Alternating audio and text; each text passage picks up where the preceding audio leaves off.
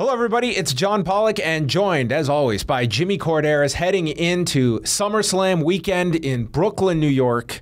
The Barclays Center will play host to 4 consecutive nights of WWE with TakeOver, SummerSlam, Raw, and SmackDown. That is a ridiculous amount, and looking at the ticket market, I think it's safe to assume this is not the same level of demand prior years have had. But going into this, what do you think the sustainability is, Jimmy? Because that's their big 4. It's you take them to the host city, and it's 4 consecutive nights. We saw it here we saw 3 nights in Toronto last year for the Survivor Series. SmackDown, they took to... Actually, it was 4, wasn't it? Yeah, because we didn't SmackDown go to Ottawa?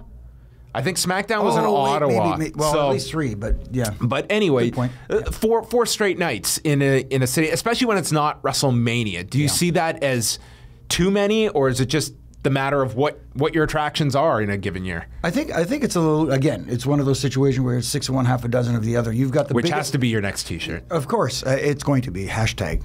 Yes. Anyway. But then again, it is New York. It is the largest market in North America. SummerSlam, they're trying to create maybe at a level slightly below WrestleMania, obviously, but obviously number 2 on their list of pay-per-views. Is it sustainable to do 4 nights? I think right now, because not only the WWE, but wrestling in general is experiencing a boom right now, especially with the hardcore fans. They're coming out of the woodwork now.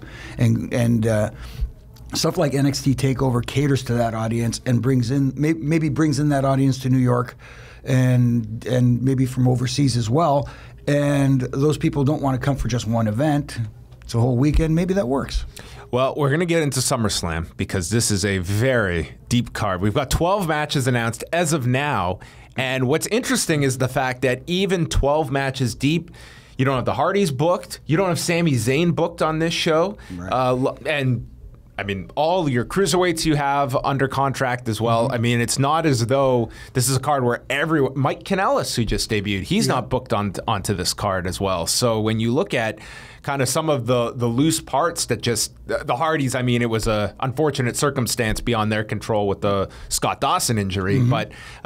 curious if the Miz, Jason Jordan. I mean, once you start thinking about it, it shows you the depth of this roster of just the numbers involved. That even on a 6+ hour show, you have not been able to squeeze every notable name on that you would assume. Yeah, because especially coming off the brand extension, brand split, and the superstar shakeup, the questions were the how deep were the rosters on both sides, and it just goes to show you that.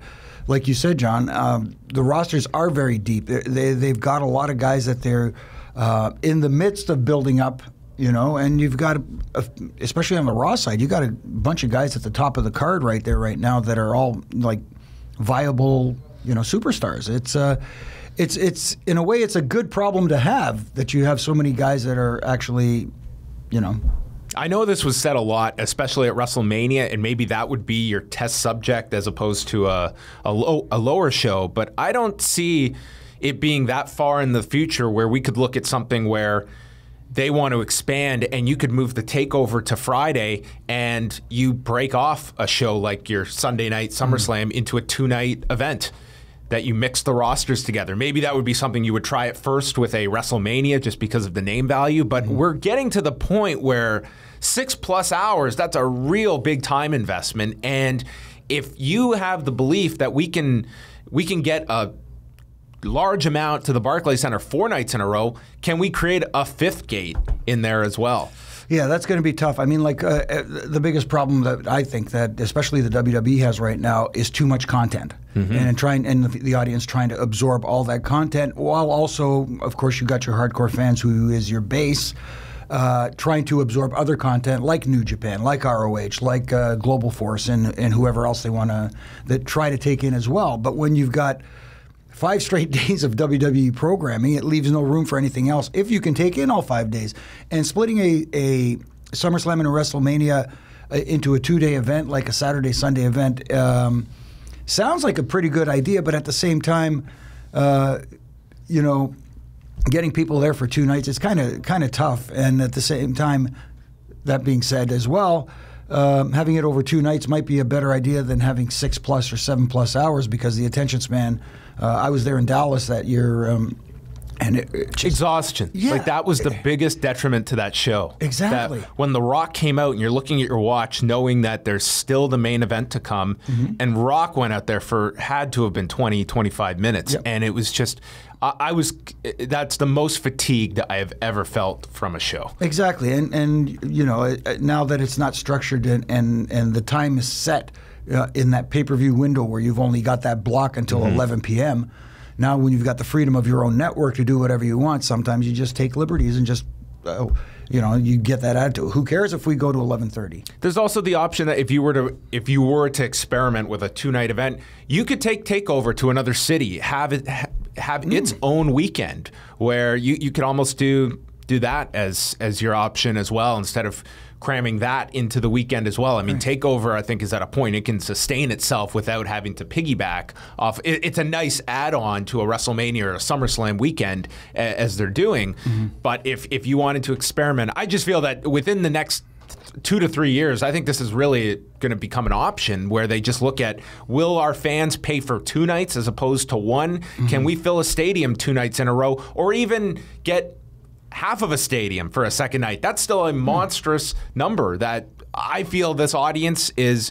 You can throw as much as you want at a certain segment, and they will keep eating it up no matter how much content you throw at them. And that's been the WWE's business plan since the network launched. That I will agree with. The only question I would have about maybe moving NXT TakeOver to a different city is logistics and, of course, cost effectiveness. That's the reason why they piggyback, of course. Or you piggyback it off another pay-per-view. Yeah. One that is not your destination weekend, like a SummerSlam or WrestleMania is. You put it, much like they did back in May. They did that in Chicago with the Payback, I think it was. Yeah. So, anyway, we have a lot of matches to get to. So let's dive into this. We'll start at the top with the 4-way for the Universal title: Brock Lesnar, Braun Strowman, Roman Reigns, and Samoa Joe, who I don't think there's a better example of someone that rose to the occasion when you had the Braun elbow injury and Joe was kind of just inserted for the Great Balls of Fire plug-in, and this guy has inserted himself into that top mix. He has been, to me,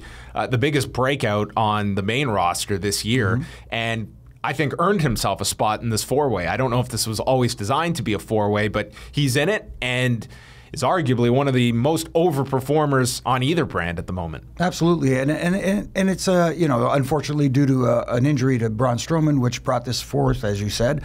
It's all about taking advantage of your opportunities, and you know what, like.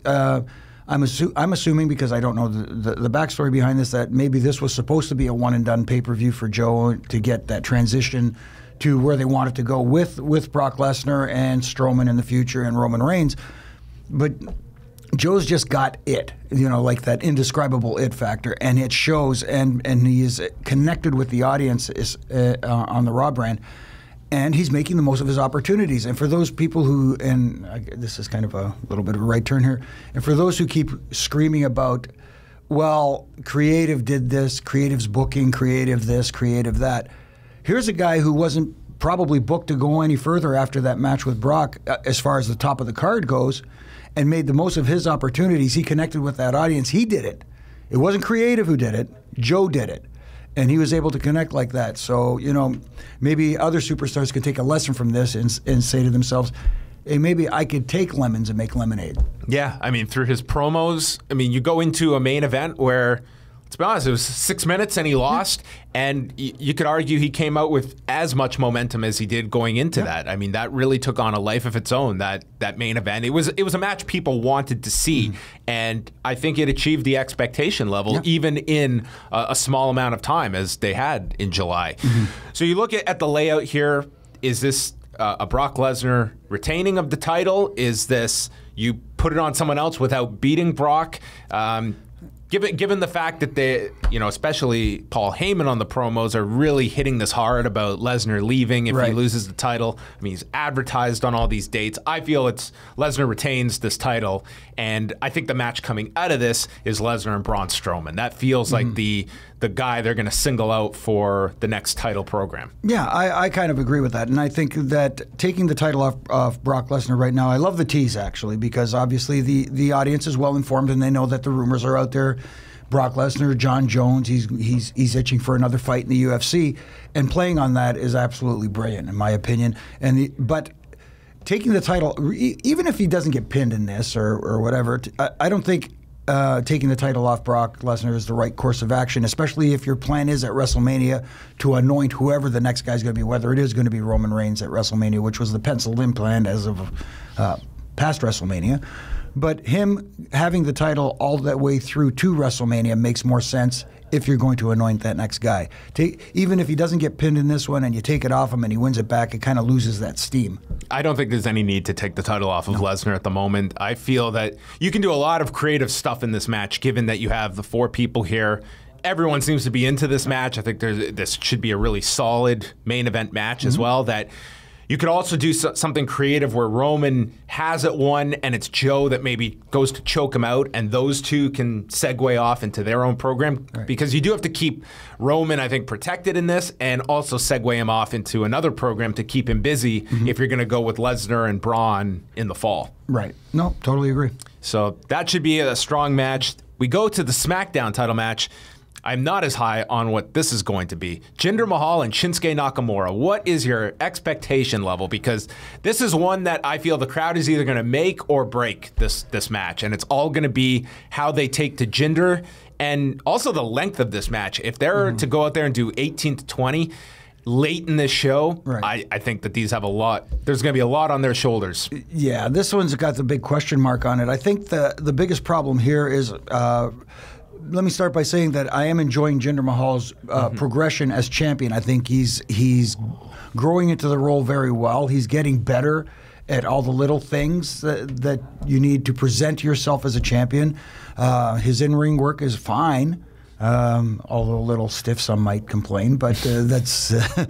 But he's going in against Shinsuke Nakamura, so you know it's going to be a solid match that way. I'm just concerned about the clash of styles and that not meshing well. Because sometimes if that chemistry isn't there, and as JR used to say, it could get bowling shoe ugly. But at the same time, I'm hoping that they completely surprise me in this one.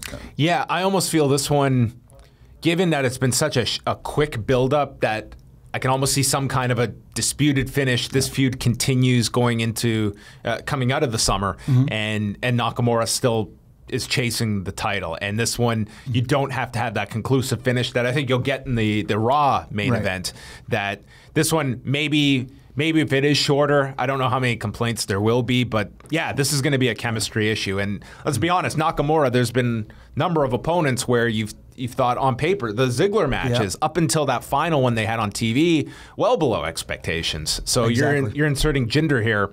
It's going to be on both guys, but I don't know how this is going to fare, especially where it's positioned in the card. Exactly, and I'm sure it's going to be somewhere.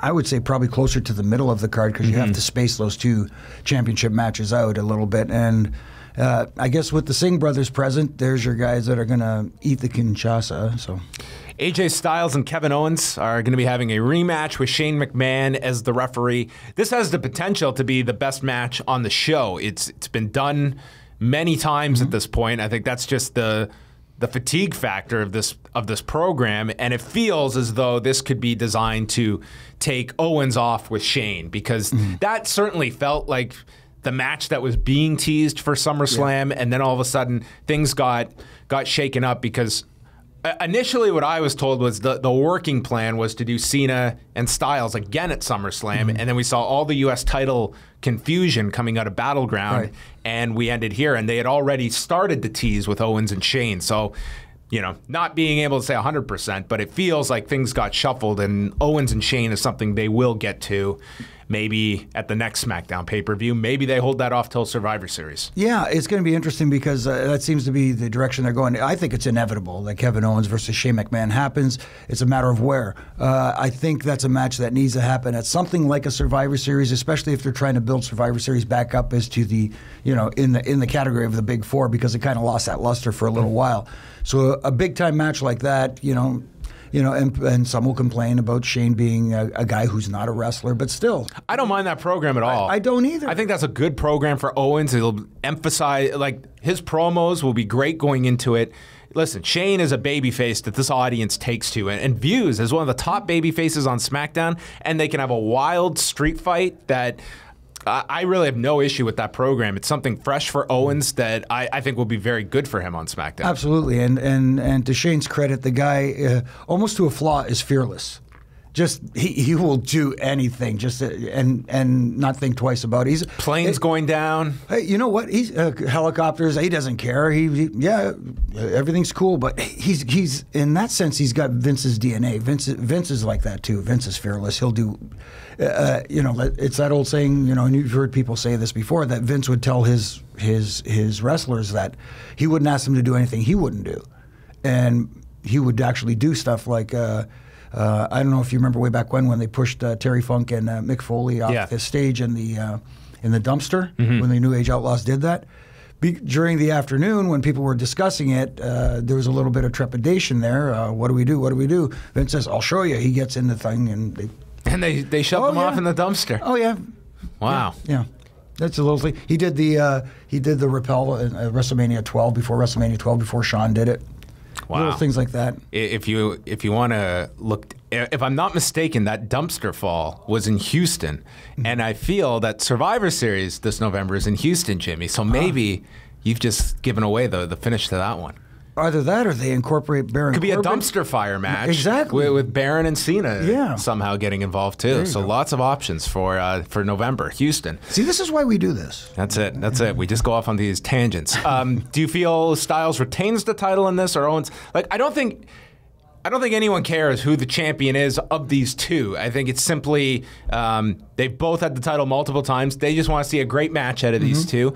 And I guess if you are going with Owens and Shane, that would be an argument against him having the title. Exactly. But like you said, in this situation, it doesn't matter who has the title. Both don't need it. Neither one of them really needs it at this time. And I guess, in a sense, if you're going to further that, you can have it. You could do it in a way where, kind of like with the Shawn Michaels match with the Undertaker and Bret Hart, where he reluctantly has to count Kevin Owens' shoulders, not Kevin Owens, AJ Styles' shoulders down for 1, 2, 3, and not happy about it. And Kevin Owens can get in his face and say, "Listen, I saw the look in your face. You had to count, and raise my hand." And I hope the finish is just creative, something like that. That is. Helps the story of wherever they are going out of it, because this is I look at this card and there's a lot of weird pairings of certain guys that if this is the match that I think is the one people are counting on along with the main event to really deliver, because this can take us to John Cena and Baron Corbin, which it's a match. It's a match that is going to happen on Sunday. Baron Corbin losing his briefcase on Tuesday, and now we're just going to have a straight-up match between these two. Well, it's okay. I'm fine with it. It adds another layer to it, because obviously Baron Corbin is going to blame John Cena for costing him his Money in the Bank cash-in, which actually I kind of enjoyed on SmackDown. I kind of thought that was interesting that they did it early for a couple of reasons. A, I don't think Baron Corbin is ready for that slot as champion. If he were to cash in, I think he's a long-term project. I'm enjoying his progress, but he's not there yet. He's nowhere near ready. And I thought having him win, win the Money in the Bank briefcase was a little premature for him. And this was a creative way to get it off him and also make sense with it. Don't you think that's really, though? I mean, he just won it 2 months ago. I think we said the exact same thing at the time. He's not ready now. You had a year to get this guy ready. To me, it was a snap judgment, and maybe it was some issue they had with Baron. But to me, if that was my ultimate decision that, okay, this is not working, I would have at least gotten the briefcase onto somebody else. It just seemed that here was something that we just ended on TV. This is something that could have been a great hook for the next year, this briefcase. It's very important. Right. And at the end of it, I don't know where we're at. What was even the point of this? Well, sometimes you in hindsight, you go, maybe we shouldn't have gone in that direction, and this is the way to get out of it. Does Cena after this, he's advertised for a lot of Raw dates. He's advertised for the Raw pay-per-view in September. So with that thinking, is Cena just going to win this match and then move on to Raw? Because I don't know if Corbin, if you are of this mindset that we're just going to take this briefcase off him, why are we going to give him a win over John Cena? That would seem so counterproductive to me. If you wanted to give him this big win and yet you've taken away this big storyline attachment to him with the briefcase. Well, again, it's kind of weird situation where, if he doesn't get this win against John Cena, he doesn't have that briefcase to fall back on as far as creative and character goes. So, losing to John Cena isn't a big deal for anybody on the roster, but at the same time, a win over him, could help propel this guy and get some of his steam back, which he definitely needs now since losing the briefcase. We continue on. Let's go to the pair of tag title matches, starting off with Seth Rollins and Dean Ambrose, who will be challenging the champions, Cesaro and Sheamus. I think this has been one of the best built matches on the entire show. I think the Rollins-Ambrose stuff has been fantastic. I like the fact that they made you wait week after week, and they stretched this out over the course of a month, and I think the audience really got into it. So I think this has been built up really well, and I think it should be a very good match on Sunday. Yeah, it should be really good. And to your point about the build of them reuniting, and it feels so good, you run that risk by going week after week of dragging it out a little bit too long. I think they actually, took the right amount of time to actually do it. I think the anticipation was there. The crowd was white hot. You saw them in Boston. They were going nuts. And this has breathed life into Dean Ambrose in particular. Who desperately needed it, because I hate to put it this way, but watching him in the ring and before this whole stuff with Seth Rollins started, it just felt like he was not there mentally, if you know what I mean. Just I don't know if it was just me overthinking and not seeing. It just felt like he was just going through the motions sometimes. I don't want to say lazy, because that's his deal with Brock. But anyway, this seems to have breathed some new life into him. You can see a different fire in him. You can see him perform at a different level now. And it's a story that I think the audience have sunk their teeth into. Yeah. It's something of substance, that it's not just, hey, this is your opponent of the month, which, some guys can fall into that cycle. And it was very apparent for him. I don't think if this tag title program came along that he's not in a Sami Zayn position going into SummerSlam, which I think unfortunate for Zayn. I mean, I don't know how you have a guy like that on your roster and he's just, we've got nothing for you for one of your major shows.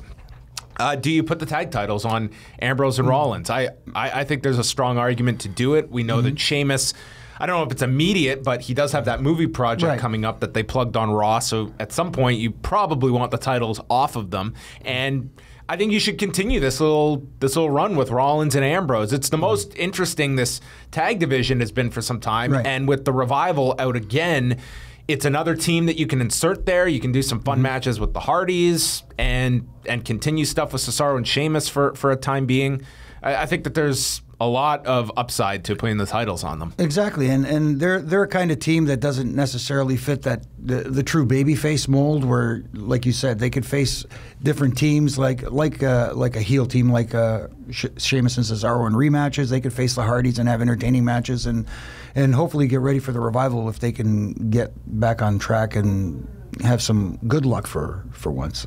SmackDown tag titles will have the New Day, which for the first time they have established who will be representing the New Day on Sunday. It will be Big E and Xavier Woods defending the titles against the Usos.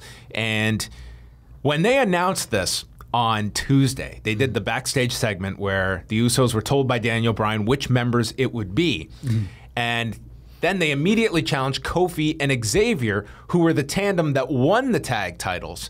I thought what they would do was that Xavier and Kofi would beat the Usos on TV, and then Big E would be inserted, lose the title Sunday, and we start the breakup of the New Day. That's where I thought things were going. But in fact, it was the New Day that lost on Tuesday, so that kind of threw my theory out the window. But man, I kind of like that idea better than I feel there had to be a reason that they're making it so clear that, why Why are we just announcing it this time for the first time only? And I watched the New Day, and I feel we're getting to that point where maybe it doesn't have to be the explosive breakup. Right. But I do feel, especially Big E, like that's a guy that I think is going to need. You're going to need to see what this guy's ceiling is. How can he adapt as a singles performer? Because I think he has a lot of potential in that role at some point. Right, and everybody's got their own strengths in that group. Like you said, Big E has the potential there to break out as a singles performer. We already know what Kofi Kingston's capable of.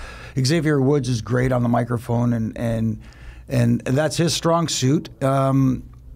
What I didn't like about this week's deal with the New Day is the week before when they were here in Toronto, they showed a different kind of aggression. It wasn't that same old, gyrating kind of stuff that they do, and that's the fun New Day stuff. They showed a little bit of aggression. They showed a different side, and I thought that was nice and refreshing, especially in this rivalry with the Usos, who have really become probably one of the best tag teams in the entire company right now. They've been great. I love the Usos as heels, and day one-ish.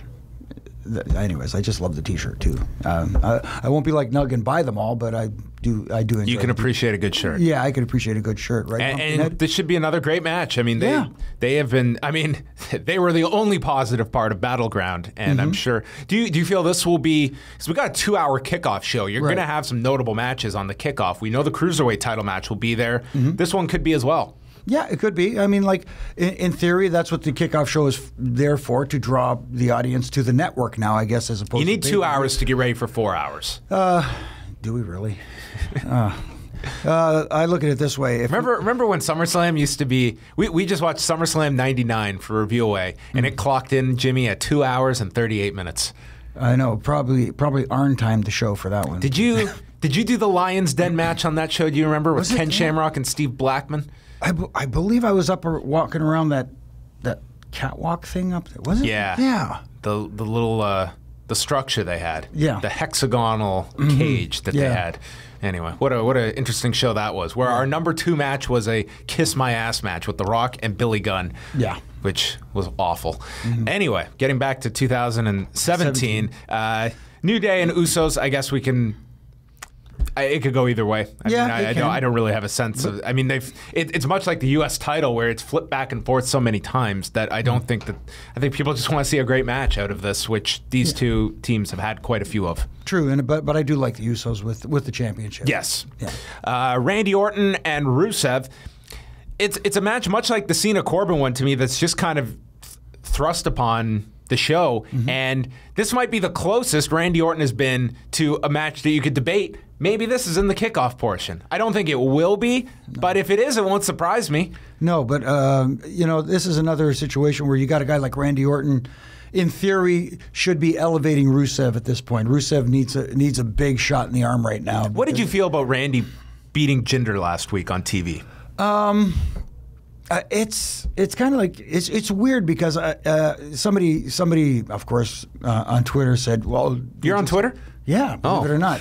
And I said to him, "Well, look, it's kind of like Ric Flair back in the day when he used to travel through the territories. He'd always lose a non-title match to the top guy in every territory before squeaking out a win against them and retaining the title afterwards. But this just felt backwards. It was like, okay, here's how we're going to end the rivalry. We're going to end the rivalry with a non-title match that you get your win back on."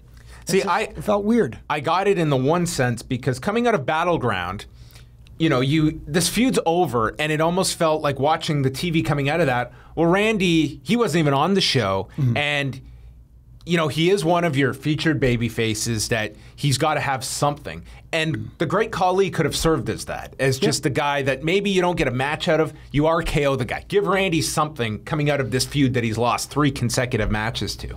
There's no Great Khali, so they went to such an extreme by beating Jinder that to me that was way too much. That was more than he needed coming out of this. And I think the Great Khali was more of it was just a short-sighted decision to get out of the match when this guy had no commitments, obviously, beyond that one appearance. Right. And here we are with Rusev now, where, I mean, it's a match that you would figure coming out of this, you'll have someone maybe slotted into a main event role unless you're continuing with Mahal and Nakamura. If that's the case, this is just it's a match for a match's sake. It almost feels like a filler for two guys that are, prominent on their brand, but at the same time, one of them needs some elevation while the other one is just one of those guys that he's a top guy and he's going to be viewed as that as everywhere. But I will give Randy credit because on Tuesday night he did do a live GIF on SmackDown with that RKO out of nowhere. Yes, it was the camera work was spot on for that to just be, the gift that keeps on giving. Yes. Finn Balor and Bray Wyatt. If this was a gift on Christmas morning, I think it would be a lump of coal, or maybe a lump of viscous acidic liquid, which is what the term was used because blood could not be identified as such on Monday's Raw. Okay. I've got no interest in this feud. The match on Monday made me not need to see this match again on Sunday. Liven things up, Jimmy. Give us some glass half full if you can. Okay, the match on Monday was designed to get Finn Balor in that place where he brings out the demon, so we get to see the demon at SummerSlam. Yes, if I ever get slimed, that's what I'll be coming back to work in the next day. If I get slimed, I'm putting my face paint on. It's... see, this was a rivalry when it first started way back when it looked like this was the direction they were going to go with these two guys. That's when this should have happened. And I don't know, but I guess the injury to Balor once he came back, it looked like it was going to be Finn Balor versus Bray Wyatt. Yes, didn't happen. Again, don't know why. Card subject to change, I guess, and so is creative subject to change, I guess. I don't know. And maybe the idea was to save it for SummerSlam. But by that token, because it took that left turn and kind of veered away from it and they brought it back, I think, as I said before with other matches, it lost steam. And that's, I think, what a lot of the fans are feeling right now. They're saying, well, this is what we should have got before. We don't want it now. Yeah, I look at this match. We just talked about Randy Orton and Rusev, and you have a number of these matches on this card that I think if they go too long, Jinder and Nakamura, if they go too long, I think this is going to be a crowd that is going to get restless. And there's a number of these matches that could fall into that trap. This being maybe number one. I think this should be a short match. Wherever you're going, I think they want to see the entrance, and that's going to be the high point of this match. Probably. I'm hoping there's a surprise in this one, whether it's an actual physical Sister Abigail coming out and doing something to prolong this thing, because the big thing, everybody.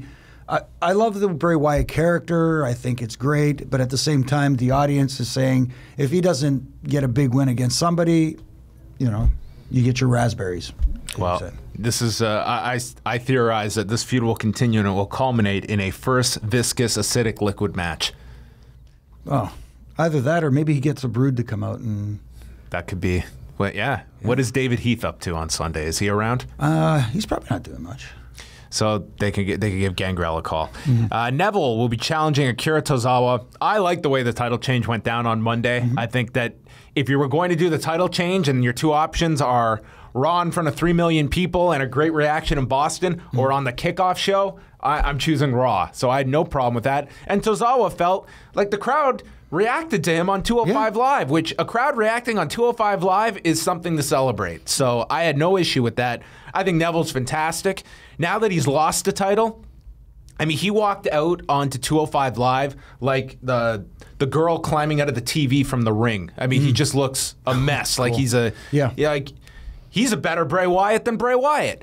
Anyway, so they're on the kickoff show. So I think that they'll have a good match. Tozawa should retain the title because I think that the Cruiserweight division does need somebody new in that role. Neville's had a pretty lengthy run with a limited amount of challengers that have been set up for him. I mean, he's gone through everybody at this point. Yeah, and as you said, the audience seems to have connected with Tozawa, and that's the main thing. And I got to give tons of credit to Titus O'Neil, because at first I wasn't feeling this whole Titus brand worldwide and associating himself with Tozawa, but it's working for me. And I think Titus is, you can almost sense that he's having fun with it. And when he's having fun, it translates to the audience as well. So, keep going with this thing as long as it goes. It's just going to be interesting to see where this leaves Apollo Crews. I mean, I don't think he's 205. Is he 205? He is not, but I said this months ago that I don't care about the weight limit. He'd be way better served on that show working with cruiserweights that he has a tremendous chemistry with. And if your only argument that you come back to me, he's not 205 pounds, not enough of an argument for me, because he's doing nothing on the main roster and being just squandered. Some quick thoughts on the women's title matches. Alexa Bliss versus Sasha Banks, and we have Naomi against Natalya. I think both matches are going to be absolutely fine. Alexa Bliss has been improving rapidly. I think she's very underrated for her in-ring stuff, has gotten a lot better. That could be a big sleeper match on the show. I think that they could come out really well. Sasha had... I think that was the best Nia Jax singles match I've seen, maybe period, on Monday. It was really good. And on the SmackDown side, this one on paper, again, should be a really good in-ring match. I just hope that they're given enough time and it doesn't feel rushed, because sometimes that's the only... Natalya Naomi probably is on the kickoff, I would... When you look at this, what do you see being on the kickoff? Because you figure, probably 4 matches on the kickoff? Wow. Yeah. We've got the Cruiserweight title match, maybe Naomi and Natalya. The SmackDown tag team probably. SmackDown tag titles, and... I mean, just given the shark cage gimmick, I think Cass and Show will be on about that one. I think that'll be on the main card. Do you think Enzo has jumped the shark cage? Oh boy! Yeah, were you up late last night with that one? I had to squeeze it in there. I just had to, I shoehorned that one in. Oh, I had you just pulled it out of the jaws of respectable commentary. There we go. Anyway, as we look at Cass and Big Show, I guess is where we can end things off here. Yeah. Possible that happens on the kickoff show. But I could see it happening. And it should be a big Cass victory. I thought his segment was great on Monday. I thought it was very good. I love the insertion of Gallows and Anderson into it too. Maybe we find out what the connection is between them and Cass, or is it just the common foe? They just want to get rid of a giant.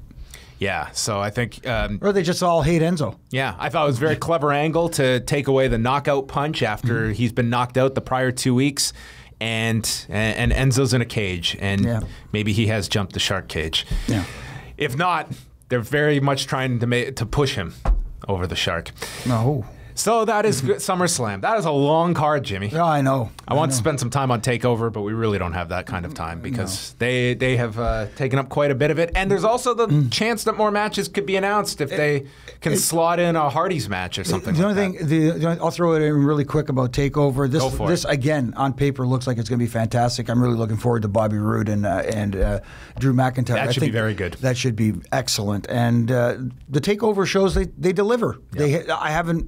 There isn't one that hasn't delivered yet. So Aleister Black, Hideo Itami, that should be very good. Oh my goodness, yeah. Do you feel quickly? Would you take the title off Asuka on this show?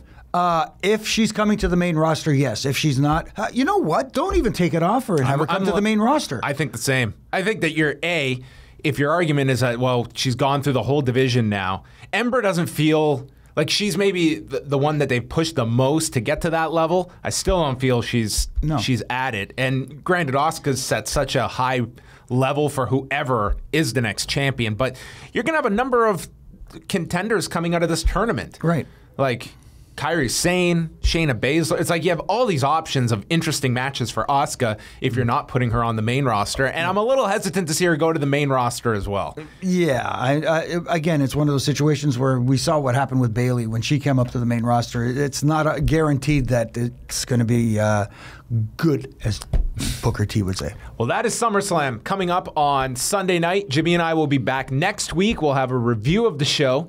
All 6.5 hours of it, because they won't finish at 11. That's a guarantee, right? No. What's your prediction on when this? I'm going to go with 11:18 p.m. Well, I hope it's 11:18 or 11:20, so you guys. It better be 11:30 so they can get on the air. Yeah, exactly, because the law guys need to get on the air sooner or later. It could be midnight. We'll find out. It's not like it hasn't happened before. Yeah. They're not running the Garden. Well, is there a curfew because it's in New York? Oh, well, it is the Barclays Center, so it's not the Garden. Yeah, it's not the Garden. They're less strict at the Barclays Center, I think. Yeah, well, I think it's a much more cost savings to run the Barclays Center. Oh, definitely. The Garden. All right, that's going to wrap it up. You can follow him at Jimmy Korderas. Be sure to send him any thought you have about any of the matches. Send it to at Jimmy Korderas. I'll reply. He will. He is always monitoring. He is a man of the people. And that is it for us. Tune into The Lost Sunday night sometime in the proximity of 11 p.m. Eastern Time with Jason Agnew and Dan Labranski running through SummerSlam. And go check it out, liveaudiowrestling.com.